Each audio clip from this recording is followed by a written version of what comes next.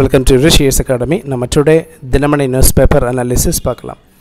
NEET தேர்வு 1563 பேரின் கருணை மதிப்பெண் ரத்து உச்சநீதிமன்றத்தில் மத்திய அரசு.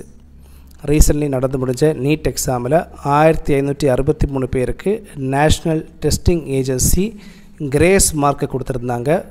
இதை தற்போது கேன்சல் பண்ணியிருக்காங்க. அண்ட் இவங்களுக்கு சீக்கிரமாகவே ரீ எக்ஸாம் கண்டக்ட் பண்ணப்படும்ங்கிறதையும் மத்திய அரசாங்கம் சொல்லியிருக்காங்க உச்சநீதிமன்றத்தில். தென் ஜூன் 26 மக்களவைத் தலைவர் தேர்தல். லோக்சபா ஸ்பீக்கர் எலெக்ஷன் ஜூன் 26 நடைபெறப்படும் என்கிறத அறிவிச்சிருக்காங்க. ஸோ லோக்சபா ஸ்பீக்கரை பொறுத்த வரைக்கும் எந்த டேட்டில் எலெக்ஷன் நடைபெறும்ங்கிறத அறிவிக்கிறது யாருன்னு பார்த்திங்கன்னா பிரசிடெண்ட் ஆஃப் இந்தியா. ஜனாதிபதி தான் லோக்சபா ஸ்பீக்கர் எலெக்ஷன் என்றைக்கு நடைபெறும்ங்கிறத அறிவிப்பார். இதை நோட்டிஃபை பண்ணுறது யாருன்னு பார்த்திங்கன்னா இந்த டேட்டை நோட்டிஃபை பண்ணுறது லோக்சபா செக்ரட்டரியேட். நம்மளுடைய கான்ஸ்டியூஷனில் ஆர்டிக்கிள் 93 லோக்சபா ஸ்பீக்கர் பற்றியும் லோக்சபா டெப்யூட்டி ஸ்பீக்கரை பற்றி மென்ஷன் பண்ணியிருக்காங்க. அண்ட் இவங்களோட எலெக்ஷன் பற்றியும் ஆர்டிகிள் 93 மென்ஷன் பண்ணியிருக்காங்க. இவங்களோட டேர்ம் பார்த்திங்கன்னா 5 years. எலிஜிபிலிட்டி க்ரைட்டீரியா பற்றி கான்ஸ்டியூஷனில் எதுவுமே மென்ஷன் பண்ணலை. பட் லோக்சபா ஸ்பீக்கர் பார்த்திங்கன்னா லோக்சபாவில் மெம்பராக கண்டிப்பாக இருக்கணும். ஸோ இந்த லோக்சபா ஸ்பீக்கர் எலெக்ஷன் என்றைக்கு நடைபெறுமோ அதற்கு முன்னாடி வரைக்கும் ஒரு ஷார்ட் டேர்மாக ஒரு ஸ்பீக்கர் இருப்பார். அதை நம்ம என்ன சொல்லுவோம் பார்த்திங்கன்னா ஷார்ட் டேர்ம் ஸ்பீக்கர் என்ன சொல்லுவோம் பார்த்திங்கன்னா ப்ரோ டேர்ம் ஸ்பீக்கர்னு சொல்லுவோம். Bro term speaker. ஸோ இந்த லோக்சபா ஸ்பீக்கர் எலெக்ஷன் நடைபெறுவது வரைக்கும் ப்ரோ டேர்ம் ஸ்பீக்கர் லோக்சபாவில் தலைமை தாங்குவார். அண்டு இந்த லோக்சபா ஸ்பீக்கரை எலெக்ட் பண்ணுறது யாருன்னு பார்த்திங்கன்னா லோக்சபா மெம்பர்ஸ் தான் எலெக்ட் பண்ணுவாங்க.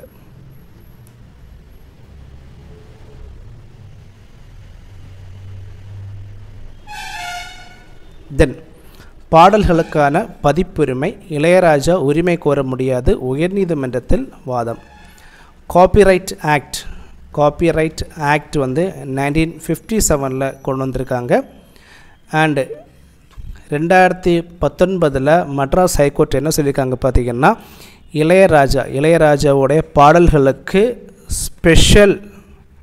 ஸ்பெஷல் மாரல் ரைட்ஸ் இருக்குங்கிறத மட்ராஸ் ஹைகோர்ட் ஆல்ரெடி சொல்லியிருக்காங்க. பட் என்ன விஷயம் பார்த்திங்கன்னா காப்பிரைட்ஸ் ஆக்ட் 1957 பொறுத்த வரைக்கும் ஃபயர் யூஸ் பண்ணிக்கலாம்.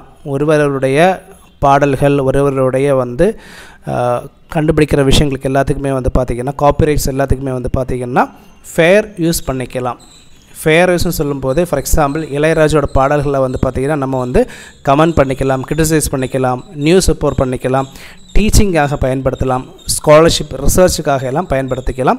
ஸோ இந்த மாதிரி பயன்படுத்தும் போது இளையராஜா கிட்ட அந்த ப்ரொடியூசர்கிட்ட அந்த பாட்டை யார் ப்ரொடியூஸ் பண்ணி கம்போஸ் பண்ணுறாங்களோ அவங்கக்கிட்ட நம்ம பெர்மிஷன் கேட்க வேண்டிய தேவையில்லைங்கிறத காப்பிரைட் ஆக்ட் 1957 சொல்லியிருக்காங்க. இதை தான் என்ன சொல்லுவாங்க பார்த்திங்கன்னா fair use of copyrights products இதை மென்ஷன் பண்ணியிருக்காங்க. ஸோ இதெல்லாமே பார்த்திங்கன்னா ஸ்டில் கான்ட்ரவர்ஸியாக இருக்கக்கூடிய விஷயங்கள்.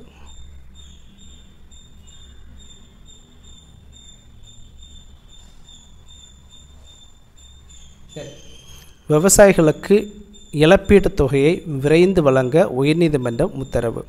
ஸோ இதில் என்ன ஸ்கீம் பற்றி மென்ஷன் பண்ணியிருக்காங்க பார்த்திங்கன்னா பிரதான் மந்திரி ஃபசல் பீமா யோஜனா. இந்த ஸ்கீமை 18 February 2016 கொண்டு வந்தாங்க.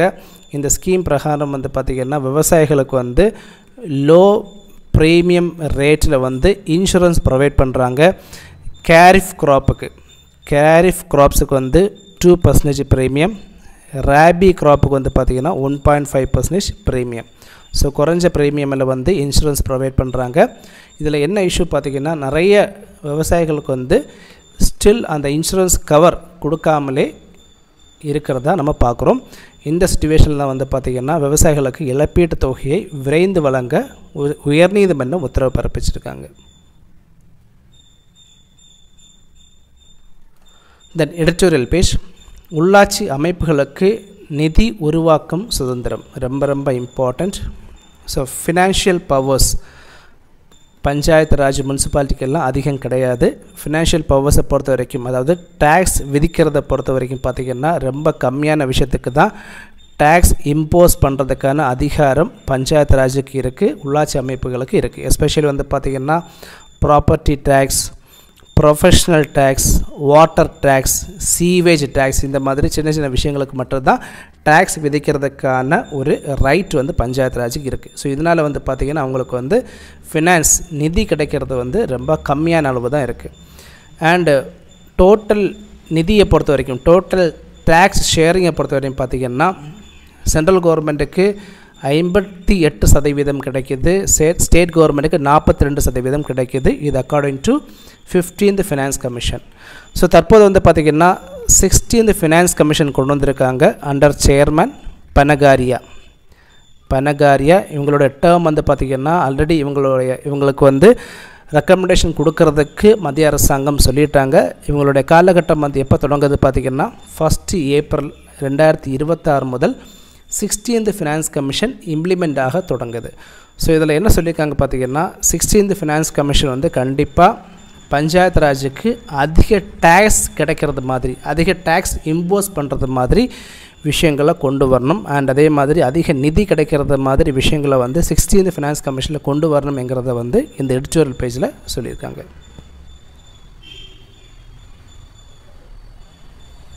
தென் அருணாச்சல முதல்வராக பதவியேற்றார் பெமா காண்டு. இது நம்ம பார்த்தோம். இத்தாலி சென்றார் பிரதமர் மோடி. G7 உச்சி மாநாடு, G7 கண்ட்ரிஸ் உங்களுக்கு தெரிஞ்சிருக்கும். அண்டு 2014 வரைக்கும் ரஷ்யா வந்து G7ல் ஒரு மெம்பராக இருந்தாங்க. பட் ஒன்ஸ் ரஷ்யா கிரீமியாவை வந்து அனெக்சேஷன் பண்ணதுக்கு பிறகு ரஷ்யாவை G7லேருந்து சஸ்பெண்ட் பண்ணிட்டாங்க. ஸோ தற்போது வந்து பார்த்திங்கன்னா G7ல் வந்து America, Britain, France, Italy, Germany, Canada, Japan, இந்த மாதிரி 7 நாடுகள் வந்து இதில் மெம்பராக இருக்காங்க. இவங்க எல்லாமே வந்து பார்த்திங்கன்னா ஆல்மோஸ்ட் டெவலப்டு கண்ட்ரீஸ். ஸோ தற்போது வந்து பார்த்திங்கன்னா 12 டெவலப்பிங் கண்ட்ரீஸை வந்து இன்வைட் பண்ணியிருக்காங்க இட்டாலி. இதில் இந்தியாவும் ஒரு நாடு. ஸோ இந்தியா வந்து பார்த்திங்கன்னா இதில் மெம்பர் கிடையாது. அண்ட் அதே மாதிரி G7 வந்து பார்த்திங்கன்னா ஒரு இன்ஃபார்மல் குரூப்பிங், இதுக்கு தனியாக ஹெட் குவார்ட்டர்ஸ் எதுவுமே கிடையாது. தென் ஒரு ஃபேக்ட் சொல்லியிருக்காங்க, மெயின்ஸ் எக்ஸாம்லாம் பயன்படும். 3 ஆண்டுகளில் 46.72 லட்சம் விவசாயிகளுக்கு ரூபாய் 35 லட்சம் கோடி பயிர் கடன்கள். தமிழக அரசு தகவல். தென் தேசிய பாதுகாப்பு ஆலோசகராக அஜித் தோவல் மீண்டும் நியமனம். National security advisor first national security advisor யாருன்னு பார்த்தீங்கன்னா பிரஜேஷ் மிஸ்ரா.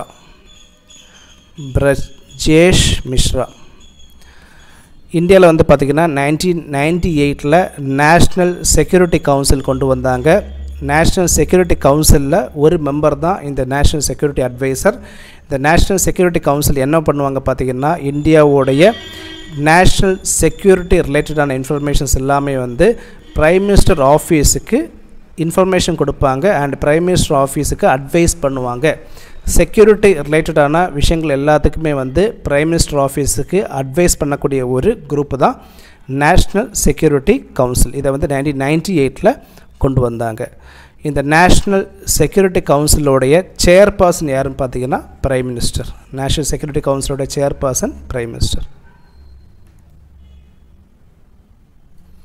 தென் எம்எல்ஏ பதவியிலிருந்து சிக்கிம் முதல்வர் மனைவி விலகல். அவங்களோட நேம் என்னன்னு பார்த்தீங்கன்னா இதில் கொடுத்துருக்காங்க நாம்சி சிங். இது கொஸ்டின் கேட்குறதுக்கு சான்ஸ் இருக்குது. ஜூன் 22 ஜிஎஸ்டி கவுன்சில் கூட்டம், 53வது ஜிஎஸ்டி கவுன்சில் கூட்டம் நியூடெல்லியில் நடக்க போகுது. ஜிஎஸ்டி கவுன்சிலை பொறுத்த வரைக்கும் நம்மளுடைய கான்ஸ்டியூஷனில் 279(1) மென்ஷன் பண்ணியிருக்காங்க. தென் சிக்கிம் நிலச்சரிவுகளில் 6 பேர் உயிரிழப்பு. இதில் டீஸ்டார் ரிவர் பற்றி மென்ஷன் பண்ணியிருக்காங்க. டீஸ்டார் ரிவர், இந்த டீஸ்டார் ரிவர் வந்து பார்த்திங்கன்னா கேங்ஸ்டே